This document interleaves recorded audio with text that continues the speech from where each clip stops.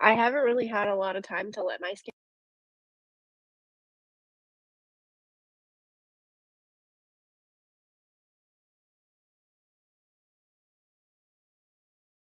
It's me. You know me, I stick with my purpley pinky tones.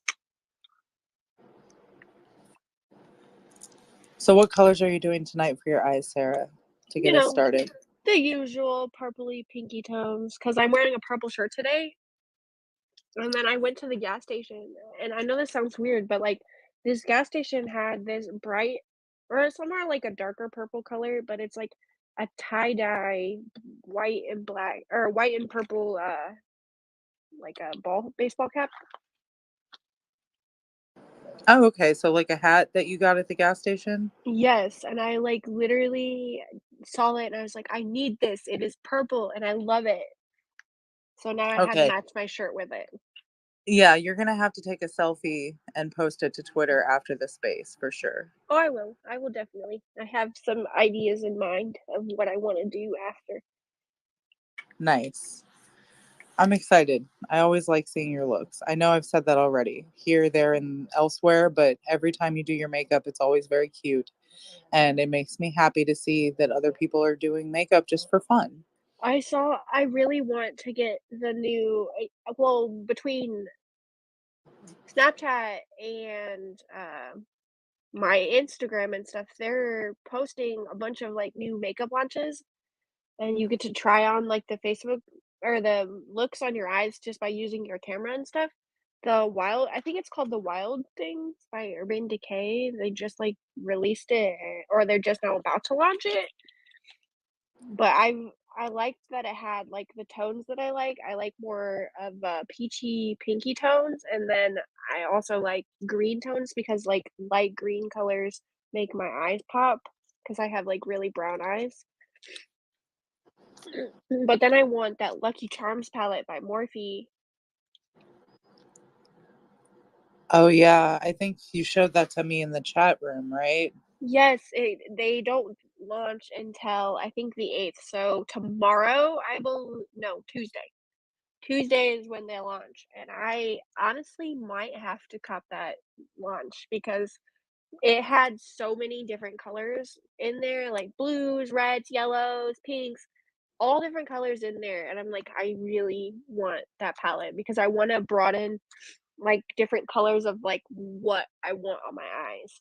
I've used purple, I've used, some greens and maybe some light blues, but I wanna do, like, dark blues or, like, bright blues or even or, like, bright oranges and yellows. I like those. I wanna try to do that. Oh, that'll be really pretty heading into spring and summer too, especially playing with those Yes. colors as we get brighter Oh, colors have you outside. seen those people do, like, sunsets with their eyes? That's a favorite I look of mine, actually, I is the wanna sunset look. learn to do that. They get to like, some of these people that do makeup can do a whole bunch of stuff. I've seen them do hearts and, like, I've seen so much stuff on their eyes that I'm like, "I could never do that." I don't know how they have the patience or the time to do it. Oh, you can do it, Sarah. I believe in you. I believe in I'm you, Sarah. Your not skill. very Tanya and I artistic. both believe in you, right, Tanya? Don't I know that Tanya, you share the anybody can do makeup with enough time and practice, right? That method of makeup artistry is definitely the method that that I like to follow, is that with a little skill that you put to your a little effort, not skill, a little effort, you can do whatever you want with your makeup. It does take a little bit of skill sometimes to get the lines right when you're trying to do a specific look that has a lot of line work. But if you work on paper first with your lines, then you can do better on your face. So if you're trying to draw a specific shape, draw it out on paper, get yourself a face chart and print it off. If you don't have a printer, I'm sure you can find a way to print it off somewhere, but you I can think get they face even charts have, online. like yeah, I think they Yeah. even have, like, sketchbooks where you can, like, do makeup on Uh-huh. like, sketchbooks. Yeah, I think those are that's so that is a cool. thing. That is definitely a thing. That's how I practiced makeup growing up, was on paper. Um whether it was just applying the makeup with brushes to the paper different ways to see how the brushes blend the colors, the different pigments from different eyeshadows. And there's a specific type of paper that you want to use, but I don't remember exactly which paper weight it is. But Tanya, you might have more information about that. Face charts. What do you Well, and you get it for free at a cosmetic counter. yeah, that's what I Oh, I didn't usually even know did. you could do that. I'll have to Yeah, do you that. can just go get Yeah, it I from used like to Macy's. travel with it. Oh my god, when I was a trainer, it was the most pain in the ass thing. I don't say much about it, but it's so heavy to lug around these paper, But this is what we give out, when we sketch or we consult with somebody. And it's Hmm. always good, so you can go to the counter and see if they'll give you one, so you can put your own. I will definitely have to do that so that way I can start trying to learn how to do sunsets and rainbow looks and making sure that like the colors are blended and they look seamless. Yep. And the other thing is, Sarah, when's the last time you bought new brushes? I actually am very good. I buy new brushes all the time. I know I don't need them, but I always buy new brushes. That's a good method to stick to. Always buy new brushes. Whenever you buy new makeup, buy new brushes. My thing is I want to buy like higher end, more quality brand brushes, but I don't know what to go for. A good way to test out brushes is to sign up for one of those beauty kits where they send you a monthly kit and say that you're really focused on brushes or mascara or eyeliner. Um, and then if you say that you're really focused on brushes, they'll send you more brushes. You know what Than... I was gonna do? I think we should invite. I know this woman that she's a manufacturer of brushes. It's called Brushes Oh, by perfect. Can. We should have her come on and she can explain to us. But she's the one that I think she's Yes, the one that Bobby Brown, all the cosmetic companies use for brushes. You can see it when you look at the style. that sounds like a good idea. I right now I'm just using some cheap drugstore brushes, or like I'll go on Amazon, and I know this sounds bad, but sometimes Amazon has these really good quality brushes. My favorite ones are probably It Cosmetics. Yes, I heard those are like super good. And then I've seen like people use Morphe brushes. Yeah, Morphe has really good they're not as expensive brushes, but they are definitely very good for blending and eyeshadows. But for Doesn't NARS facial have brushes, yeah. brushes too? Does do NARS have brushes, Tanya? Of course they do. I still have mine. I guess I still have the 10 sets that I was I traveling with. couldn't remember. We don't I thought have I anywhere Oh that remembered yeah, sells they NARS do. except they had Ulta. like or Yeah, they Sephora, like open you doors. we don't actually have like a I know they have some places they have actual like NARS stores. We don't have any of those. There's a NARS store. Really? Sephora actually spend money on that stuff? I mean, NARS store was like in the works. They were talking about back when I worked with them. Interesting. That sounds like I like the fact that they're coming out with more stores, but I've noticed that a lot of people are focusing more on getting their stuff online. Yeah, that's true. Because of the beauty boxes that a lot of companies come Yes, out like with. BoxyCharm and Ipsy and what is Sephora even has one like a beauty box.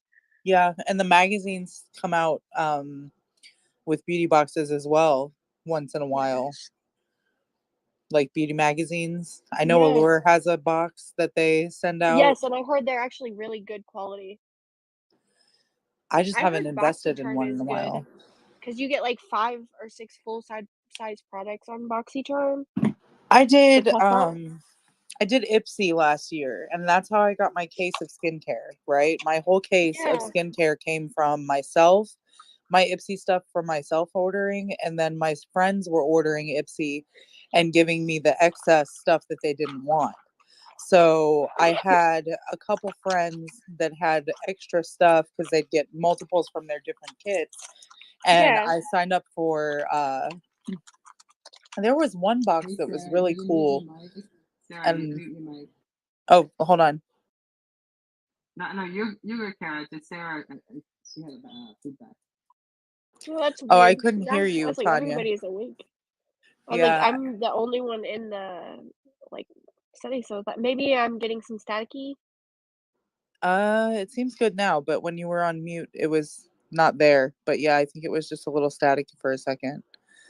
Um, yeah, I can't remember the name of this box that I had anyway, so it's okay. But it came with a really nice, high quality Fig and Yarrow Apothecary Orange Blossom Lavender Complexion Water was the last thing I got in that box. And it's a hydrating skin toner with a blend of pure essential oils and herbal extracts for superlative skin nourishment. But it's a really nice um, facial mist that it's, let's see what the main ingredient is, aloe vera, right? So the main ingredient is some aloe vera juice. And then what else do we have in here? Some lavender oils, white willow bark extract, licorice extract, green tea extract. I've seen that people are using, like, Vaseline on their skin as moisturizer. That's actually a trend I want to talk about. I pinned it up there too, actually. So let's reset the space and we kind of introduce ourselves to everyone because I want to make this into a podcast. I'm sorry, it was like the link I got. I don't know why it's not working, but I think it's working now. So it doesn't matter. We started another space, but we're streaming live right now on YouTube, Twitch, and Facebook, and our Facebook group page and the beauty page. So again, everyone, welcome to our second episode, Beauty Spaces Bar. I'm here with my co-host, Kara. She goes by Canna Queen Kara, and also Sarah 420 Stone. The three of us, and we're gonna every week we're gonna talk about skincare, the trends, different things that we're seeing online, and we're gonna share our thoughts. And then if you're here, and you know, we'd love for you to grab the mic and come up and share your if you have experience in it or you know something about it. This is kind of like a collaboration chat. I've been in actually been working in cosmetic for I call myself the retired makeup artist, but I helped launch NARS Skincare. Francois NARS was my boss. I worked for NARS Cosmetics. I worked for them in 1996 to 2002. So I was one of the people to experience the company in the early days. So today we are going to sit and talk about skincare and what's the trend. So I'm here with Kara. Hey, Kara. Hey, Sarah. What's going on, ladies? Hey, hey, hey. We are chilling here in Indiana, is where we are. And I just gave myself a mini facial. I also am what is considered a retired makeup artist or a freelance makeup artist at this time. I don't really do too much makeup on other people very often these days, but I do love to talk about makeup still and focus on my own personal skincare routine. So that's something that has been a general focus of mine, is working on skincare products and trying to research skincare products so I can develop a line of hopefully infused skincare with CBD. So that's where I'm at right now. But guys, I'm happy to be here with you tonight. Sarah, why don't you introduce yourself to the group so we can hear a little bit more about you and what you do with makeup? I might not be as cool as some of these ladies in this group, but, like, I'm just normal. I'm an average 22-year-old, and I have never really worked into the beauty industry, but I have always loved makeup. I've loved skincare, makeup, anything to do with makeup, anything regarding I would say girly girl stuff, as my mom would say. Nail polish, makeup, anything like that, I was always into. And now that I've gotten older, I've realized that I really want to try to get into becoming a beauty influencer. I want to show people that anybody of any age, skin type, any type, normal people can do makeup or skincare or get into it no matter what age, generation, genre, or any type of situation that you want to be. If you want to be a boy or a girl or a kid or anything, anybody can do it. Anybody. And that's what I want to do. I want to be able to help people open their minds to it.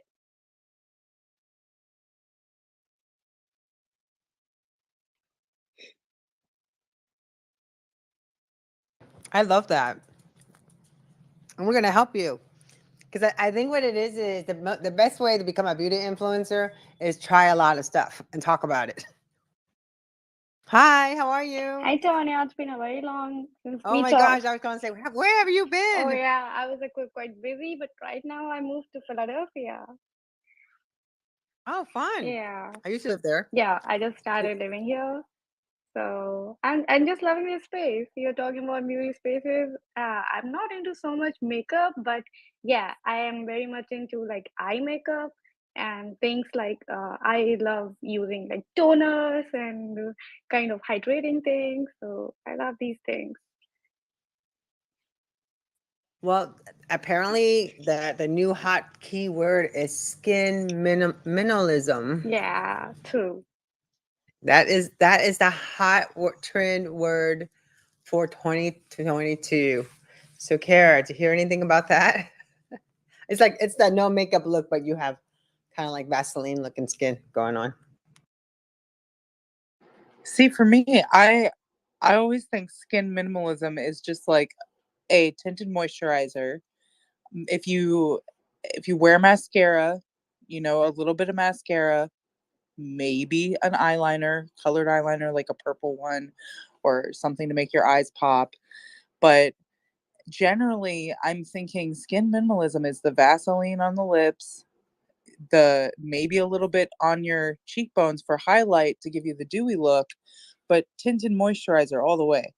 Like, that is the best thing that I've found in the makeup world is a good tinted moisturizer. And there was one in my kit, and I can't remember what the brand is, but I'm going to go dig for it while we sit here, guys. So I'm going to find it. But if anybody else has any recommendations, obviously share them, because everybody loves a good recommendation when it comes to skincare and makeup. I've also seen that a lot of like the no makeup skincare look, like the minimalistic glowy skin trend. I've noticed that a lot of people have really just focused on using like eye creams or toners or even serums. But I've also seen people use like weird stuff like lube as primers and stuff like that. And I've like They really use like lube? I've No. yes, lube, literally lube on your I had face as to. a skincare primer. Did they run? I mean, like, did they run out of like lube? I mean, of their own primer? I'm just. I have no clue. I guess it's just It's some very sort of creative, trend right? that these people are wanting Creative. to do. I guess it's because it's tacky. And usually when you use like a primer, it's what you use. You want a tacky skin base so your makeup will stick to it and stay. But like I know people are actually using like lube because it's so sticky. I am dying. I don't think I could do But that. it makes sense, though. I mean, people use the hemorrhoid cream under their eyes because it bring down the swelling. Really Yes, dries. It or really like those dries up the face globes. skin.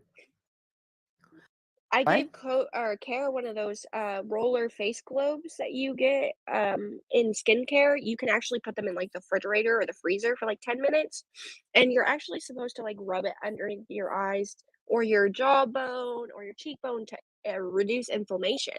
And I noticed that people actually use it to after they do their skincare, they'll take them and they'll put them in the refrigerator while they're doing their skincare, moisturizer, toners, anything like that. They'll take those globes and they'll start rubbing them on their faces. So to help reduce some of that swelling or that redness, and it also is supposed to help reduce some of like those fine lines and allow your skin to kind of firm up in a way.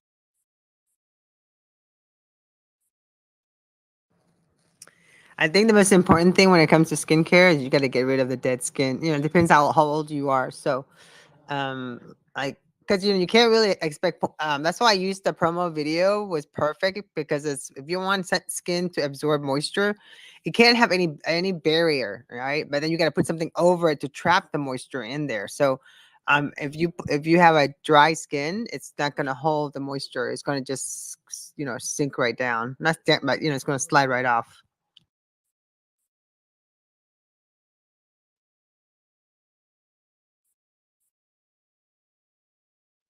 I went I digging. agree there. I went digging in the last few minutes because I was trying to find that tinted moisturizer and I didn't find it yet.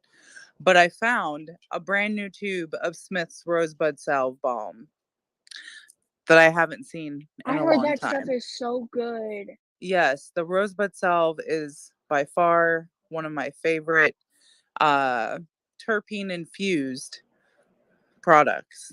Okay. On the back, Sarah, of the product, it says perfume fragrance. It has linalool and limonene. So this product is terpene infused. So That's a what good does that I mean? love that term. So what does They're that mean? botanical terpenes. So fragrances of plants, right? The fragrances, the flavors, all the things that come out of fruits and plants. Um, Limonene is the lemony terpene, which there's effects as well that go along with terpenes. So if you have these terpenes on your lips, let's say, they could soak in to your skin and your saliva if you're licking your lips, but um and give you almost an effect, right? The limonene and the linalool linalool is more of like a lavender floral type of it probably is coming from the rose itself, honestly, in this specific product, but um those are more of like a relaxing, but also the limonene gives you a bit of a elevated effect, but those are in cannabis usually. When it comes from botanicals that are non-cannabis related, you're not necessarily going to get those types of effects. You're just going to have the flavors, the scents, and maybe sometimes a little bit of an effect. But yeah, there's a lot of It'll different more so be terpenes. kind of like CBD kind of effect in a way.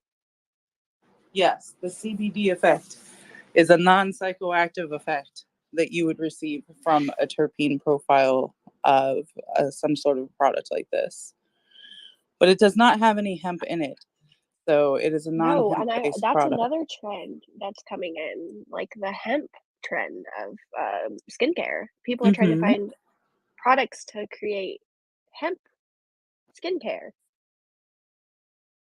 Yeah, I mean, you can use it for anything too. I mean, hemp could be made for makeup too. I mean, the texture, everything. I think it's just how you process it and the You could pigments. even like, yeah, not only if you have like hemp skincare or something, that product, you can actually make that plastic or whatever you're using to hold that skincare or the bottle or anything that you're using out of hemp. And in a way, that's actually going to help your planet along with whatever products you're using with your skin.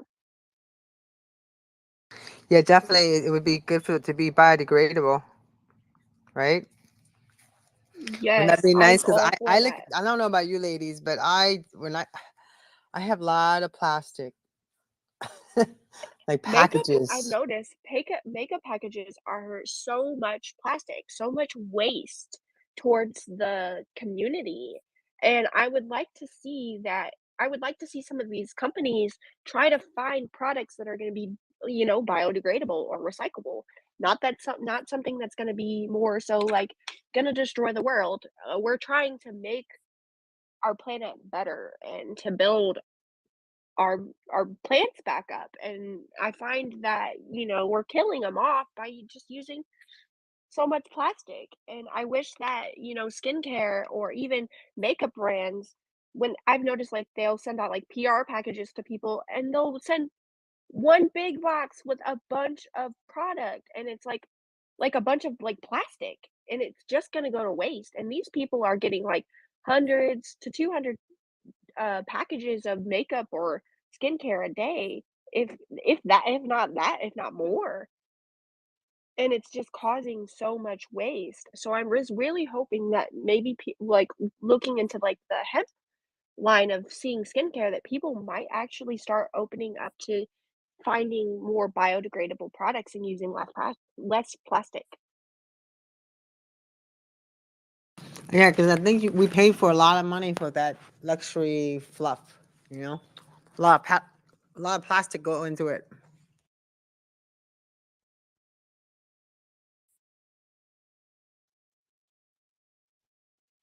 But I think the number one thing I is like, if no matter what you're doing, if you drink a lot of water, get a lot some sleep, exfoliate dead skin, hydrate, you should be fine. You know? Hydration is key. That is definitely it. Hydration is key.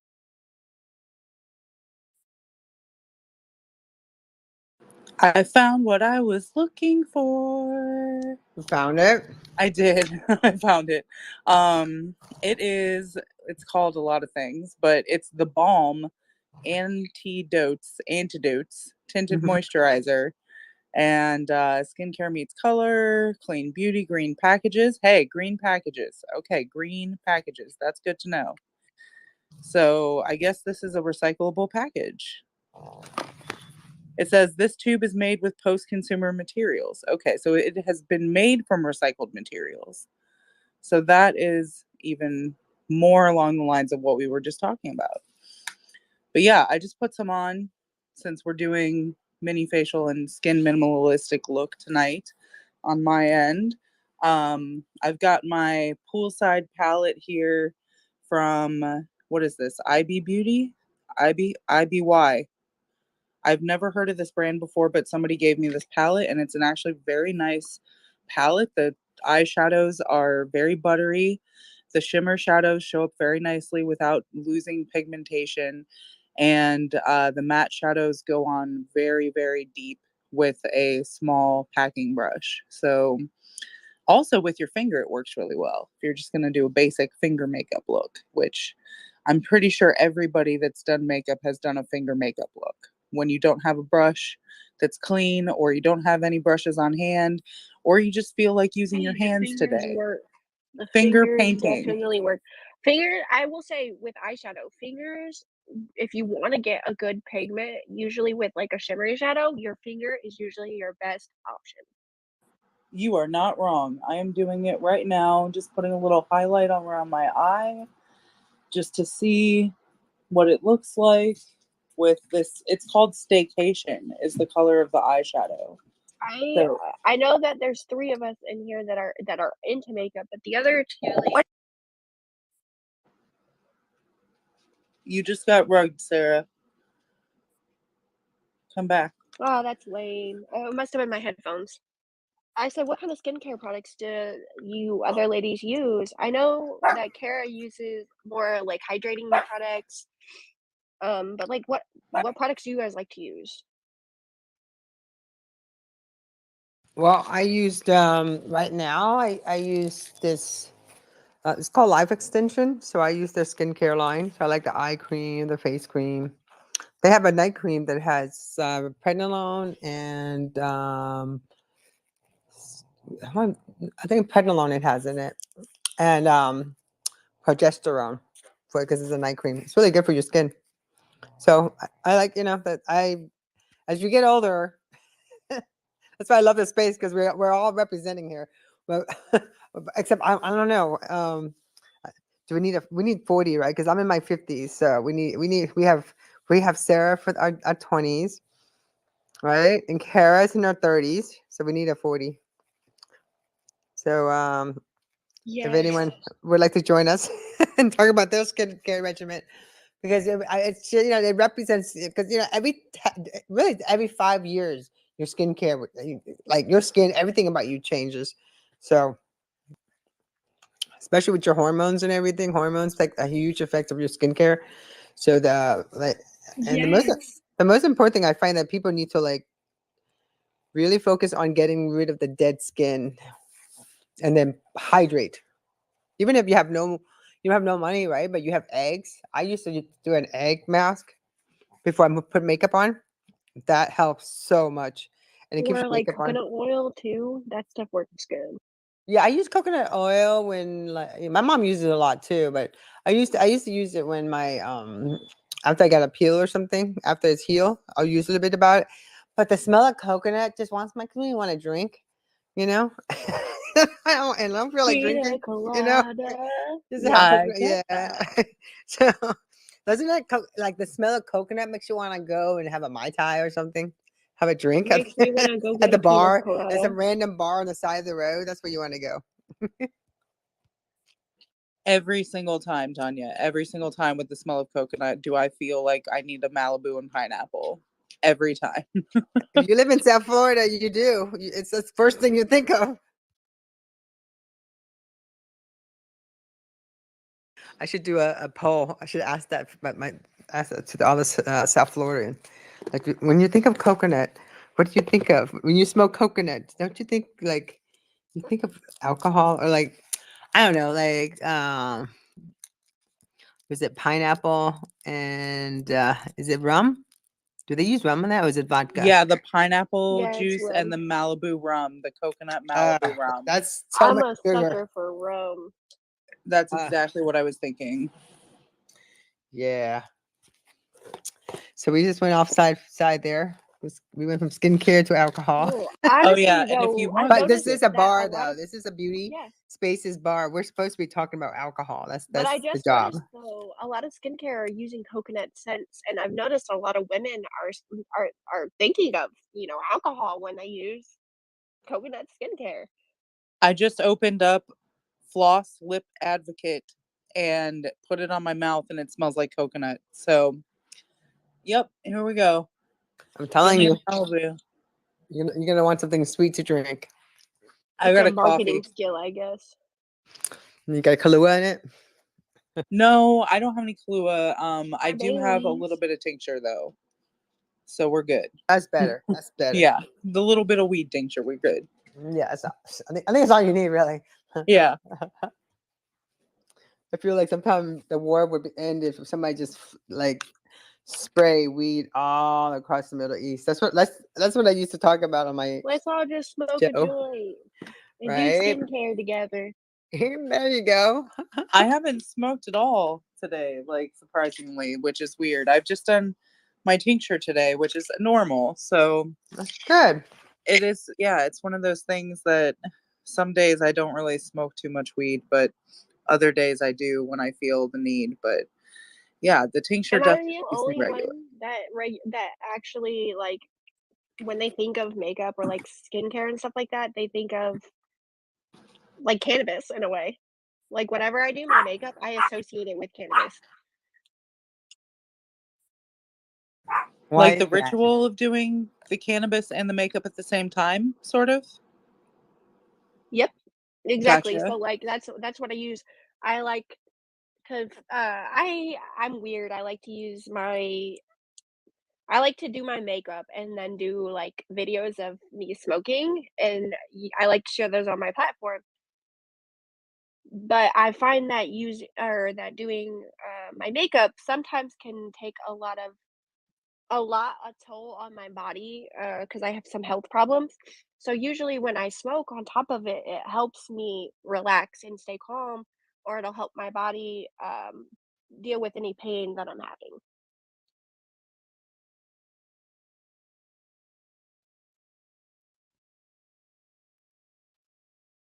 So you see, I'm not brave. I can't do makeup and smoke. I'm sorry, because that's Some people can't do I that, can't or do that. drinking You kidding and me? I smoke can't even and do drive. it. I can't walk across the room. You kidding? I'm like You're stuck. That's what you do. I'm a You get control freak. stuck. That's my problem. So it's kind of funny actually. But no, I could never ever that makeup. No, I would never leave my house if I attempt to do that. I find it the only way that I usually can do makeup. I mean, like, I do it without it, but, like, I really associate it with it.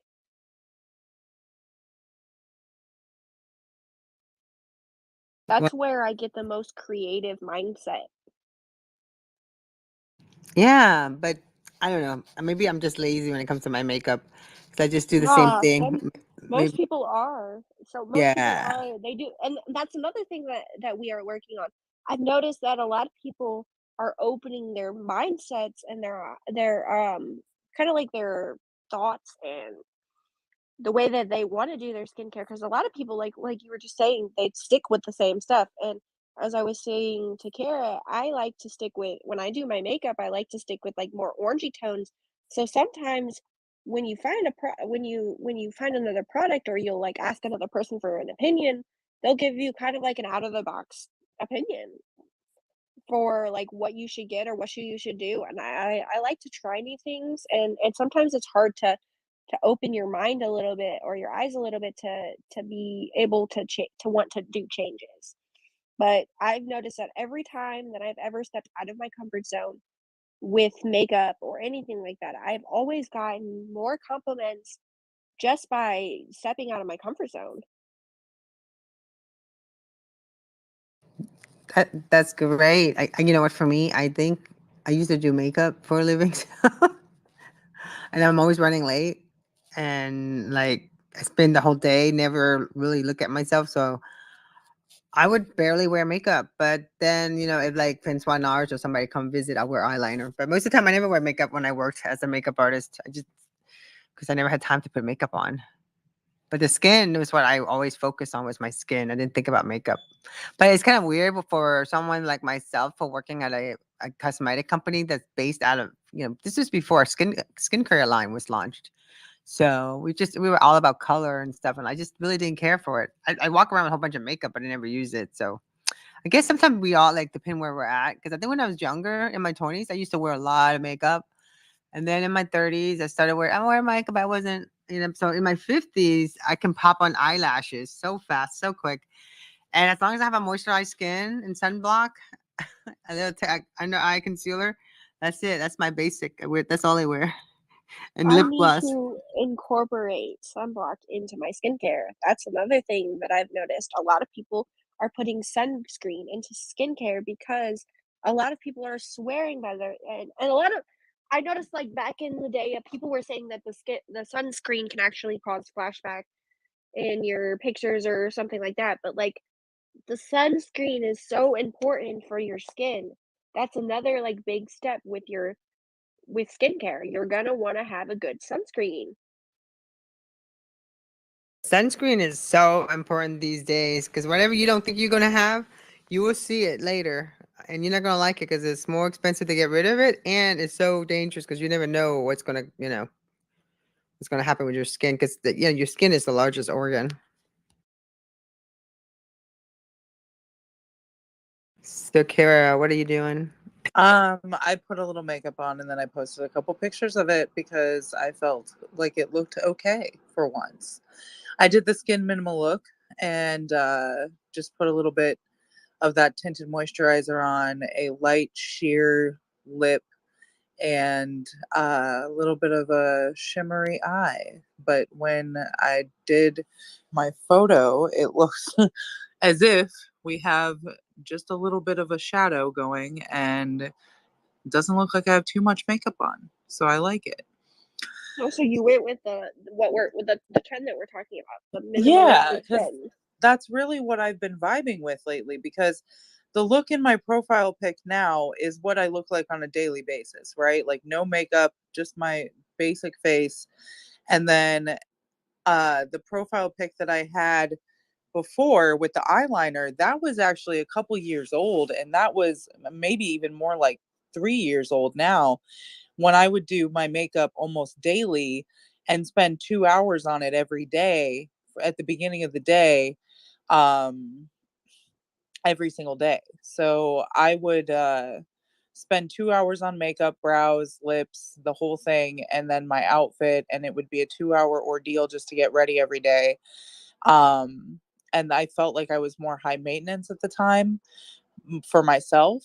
And then now I just kind of get up and go and go get a coffee and get to work and do the things and do the bathing at night and all that stuff. So the skincare comes before bed generally, and then sometimes in the morning, and then I do it throughout the day when I think about it, right? So that's for me as I apply skincare whenever I remember it. And whenever I see it in front of me, I generally apply some sort of a skincare product to just kind of amp up my hydration. I do drink water, but I drink a lot of coffee. So I know that my hydration products are something that I generally like because I have a lot of dry skin on during the winter. Right now, my skin is feeling great though.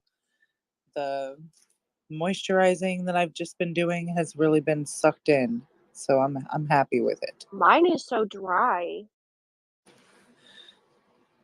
The weather we've had lately has been really a wreck.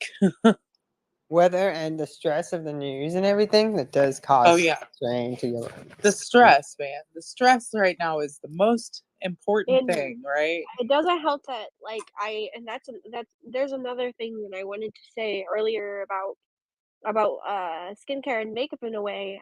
And you were talking, Tanya, you were talking about hormones a little bit ago about how they change you and how your skin changes all the time and how sometimes you choose whether or not or you feel whether or not you want to be or you want to wear makeup or you want to have skincare on.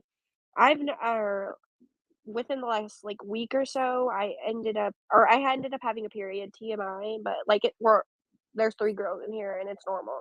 It's a normal thing. And I we ended up we have a having doctor. We have Dr. M in here, and I Yes, would love to hear his thoughts on some of the skincare trends that he's getting in his practice yes. too. Oh Like, gosh. my period has made it worse. Like, my skin has been like, it's broke out so bad from my period, and then I went from wearing a makeup for a week, and then I stopped wearing it once my period hit, and now my skin is just like, it hates me. Hi everybody. Hi Tanya. Gosh, Hi. I'm really loving your new profile photo. Such a great photo. Amazing, amazing. Gosh, skincare. Yeah, I just saw that Tanya was hosting, and because I just when I get out of one space, I just go back to the list of spaces, and then of course I just stop when I saw I think Tanya we all do hosting. that. I Yeah. think me too. Yeah, so cool space. I don't know a whole lot about skincare, and actually, I should learn more about it because we get cosmetic people in the door, and I feel like a lot of them would be interested in skincare, skin products of some sort, and that so I should really learn a bit more about this industry in general. So yeah. Well, I'd love to do a space. We'd love to interview you with the importance of getting your veins done. I mean, I think I need to get mine done. I need a tune up. But because as you get older, I mean, like when you're young, you don't think about you wear high heels, you run around, You all can kind of get stuff. veins done. Well, that's what the Dr. M does. Yeah, Sarah, the Center for Vein Restoration. Come Yeah, on, I you don't yeah. know must about be vein restoration? clueless. I must be so clueless. Because you're 20 something years old. You're 21. I You aren't thinking about know. varicose veins yet. No, Yep, I'll try yep. That's not all I to. think about. That's later. That's later, Stone Sarah. Yeah, wait till later on when you're 37 and your body has changed a little bit, and you might have some lines on your legs that need a little bit of a treatment to go away. Or you might have pain in your legs from veins being out of line. That's the best way I could put it. Your veins being out of line. Um, yeah, no, I went and got checked out for vein restoration, but I didn't follow through because they were going to put implants in me or something, and I don't know if that was necessary or not, but I think I need to get checked out again. So Dr. M, I don't know where you're at, but maybe we could have an appointment in the future. Sure, sure. I didn't get the name right. Kenna Queen Kara. Yes. It is I think the statistic is somewhere like so the vein, there's those spider veins that are just unsightly, but typically don't cause functional problems. But then the deeper vein problems, that's something that can cause like swelling, like pain, and then eventually it can cause ulcers. That's basically caused by the valves in your veins, right? Because you have arteries pushing the blood out to the body, and then you have veins bringing the blood back to the heart. And those veins in the arteries, you have the heart, that's the pump, but in the veins there is no pump. So really it relies on movements of your muscle or your breathing to move that blood. And so there are these valves in those veins that keep the blood moving in one direction. So the medical issue is when those valves don't work, then your legs kind of act as sacs of blood rather than just for there to be circulation. So then that causes a lot of issues. You might notice that your legs are getting fatigued a lot quicker than they should be. But I think the statistic is somewhere like 22 million people suffer from the condition. Is called chronic venous insufficiency, which is basically those valves being insufficient and not working and the blood refluxing. But only about 2 million have been treated. So 1 out of 10 people basically that need this treatment that we do have had it. And the rest, most likely, they're just not aware because it's a condition that develops over years and not months. So the rest of the people suffering from it, basically, most of them likely are just not aware that that it can be treated. So Thank you so much for that piece of information. Like, I didn't realize that there was that many people that went untreated with, vein problems out there because they were just unaware, that existed for them or that it could be treated. And I think Sarah is an example of that was just an unaware situation, right? Like she didn't know that you could even get that done. And No, I yeah, had no clue at all that that was that you could even have that happen, and that you actually had like I that makes me more aware of. I know I'm 22 and I don't have to worry about it right now, but like I know about it now, so I can eventually, if something were to happen or I started to feel something weirder with my legs or my veins or anything like that, or notice something different, I can at least like go figure out how to find a doctor that can do there's a that'll specialize in place. that. Yeah, there is a place here, Sarah, and it's called the Center for Vein Restoration. So if you ever need to go to a vein place, that would be the place you go to. And it's on like the southwest side of town. Now, So I yeah. do have a question regarding veins. Does it just end up being in your legs, or can you get it elsewhere? Yeah, that's a great question. So I imagine that the venous insufficiency, right? It does happen other places too, but it really only becomes a functional problem in the legs.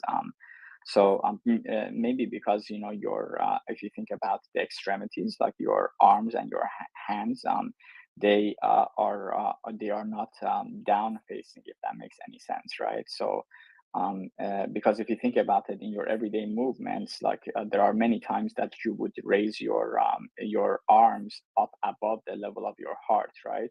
So even if there is some venous insufficiency, the blood doesn't pool in the arms and in the hands, because just throughout everyday movements, you would tend to raise them above the level of your heart, whereas with the legs.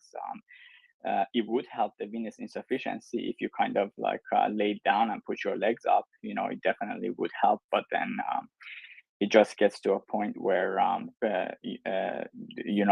part of the treatment that we do at our clinic, which is called Dearborn Vein Center. All of these vein places would kind of, the name would imply that they treat veins. But basically, in order for your insurance to pay for it, the person needs to have tried conservative therapy, which would be like wearing compression stockings or something like that for a period of 3 to 6 months, I think is the criteria. So yeah, to answer your question, it's likely a general problem and not specific to the legs, but the functional problems only manifest in the legs, and so the treatment only targets the legs. So yeah, I hope that answers your question.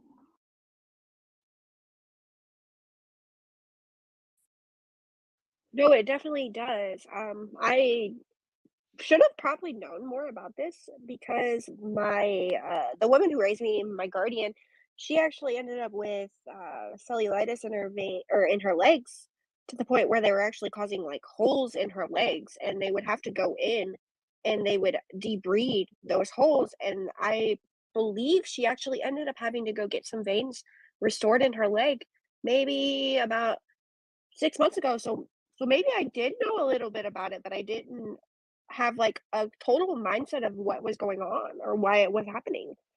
Yeah, yeah, Sarah, exactly. So that is actually the last stage of this condition, is that you get those are ulcers, and they're called venous stasis ulcers. Venous meaning like veins, stasis meaning the blood is static and not moving, and then ulcers. So Actually, the people that because varicose veins, like lots of people treat them for cosmetic reasons, but about 19 out of 20, 95% of the patients that we treat are actually coming to us from wound centers, and they're coming to us with these ulcers in the leg that are not healing because of a circulation problem. Yes, Um, that's exactly what she's having. She's got these ulcers in her legs and they're just getting worse. So like and like she doesn't listen, and she's told that she's not supposed to like shave her legs or anything because it can cause more holes or to make them even worse. But she doesn't listen. Is there anything that I could possibly do to try to help her motivate her a little bit more on how to help herself, because she's at the step where she might actually have to lose her leg because of it. Absolutely, there is. Actually, when I think about it, this topic is skincare related, right? Because chronic venous insufficiency does cause the skin to have all these changes to they call them chronic venous stasis changes. The color of the skin on the leg changes. You get these excoriations on the leg, and then ultimately you can have just like this scaly skin on the leg. And by that point, the functional problems is causing it is a lot worse for the person than the cosmetic look of the leg, but it definitely affects the legs. But to answer that sorry, I know the space is about skincare, so I wanted to tie it into skincare. To answer your question, Sarah, yes. So you could tell her that the treatment for venous for that condition, which is basically to remove the vein. In medicine, they call it vein ablations, meaning to remove them. This is a procedure that nowadays, with the latest techniques like the one that we employ, the latest techniques are either radio frequency ablation or laser, endovenous laser ablation, EVLA.